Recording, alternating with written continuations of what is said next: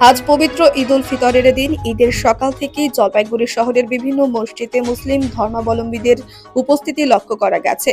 শহরের merchant road মসজিদে ভোর থেকে শুরু হয়েছে ঈদের বিশেষ নামাজ। একে অপরকে ঈদের শুভেচ্ছা জানাতে জমে উঠেছে মসজিদের আশপাশ। ঈদের জামাতে অংশগ্রহণ করতে প্রাপ্তবয়স্কদের পাশাপাশি ছোট শিশুদেরও দেখা যায়। বিশেষত মার্চেন্ট রোড মসজিদে শিশুদের খুনসুটি ও আনন্দমুখর পরিবেশ ছিল বেশ মনোরম। শিশুদের হাসি খুশি দেখে মসজিদের পরিবেশ আরো প্রাণবন্ত হয়ে ওঠে। খেলার পাশাপাশি তাদের চোখে ঈদের খুশির আভা স্পষ্ট।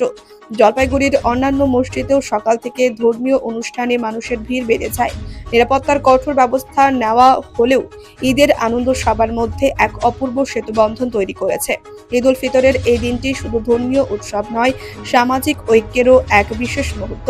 এদিন মুসলিম সম্প্রদায়ের মানুষদের মধ্যে ত্রাণ বিতরণ, সামাজিক কল্যাণমূলক কর্মকাণ্ড অব্যাহত রয়েছে। আজকে ঈদে তো খুশির দিন।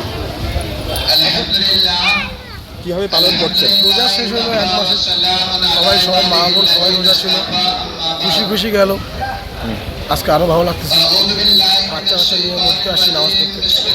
সারাদিন কি প্রোগ্রাম আছে আপনাদের? আজকে সারাদিন বাচ্চা কাচ্চা নিয়ে এনজয়, খাওয়া দাওয়া ভালো হবে বাড়িতে, আত্মীয় স্বজন বাড়িতে সবাই যাবে। 1 মাস রোজা থাকাই এটাই একটা আমাদের ভুলে গেল, এটাই খারাপ লাগছে। আজকে পবিত্র খুশির ঈদ, প্রায় 1 মাস আমাদের রমজান পালিত হলো। রমজানের শেষে পবিত্র ঈদের নামাজ আমরা আদা করব। এখন 9টার সময় আমাদের এখানে ঈদের নামাজ আদা হবে। এই ঈদের দিনে সবাইকে আমরা শুভেচ্ছা বার্তা দিচ্ছি, সবাই যেন সুখে থাকে। ঈশ্বর সবার মঙ্গল করুক, আল্লাহ সবার মঙ্গল করুক, সারা বাংলা সহ সারা ভারতবর্ষের মানুষ সুখে শান্তিতে থাকুক, এই কামনা করি আজকের এই আপনাদের প্রোগ্রাম কী আছে এরপরে নমাজ হবে। 9টায় নমাজ আদা হবে। এখন ফিতরা আদায় হচ্ছে, আমাদের যে জাকাত ফিতরা সেটা দেওয়া হচ্ছে। এরপরেই নমাজ শুরু হবে। 9টায় ঠিক নমাজ শুরু হবে। তারপরে আমাদের সামান্য কিছু খাওয়া দাওয়া হয়।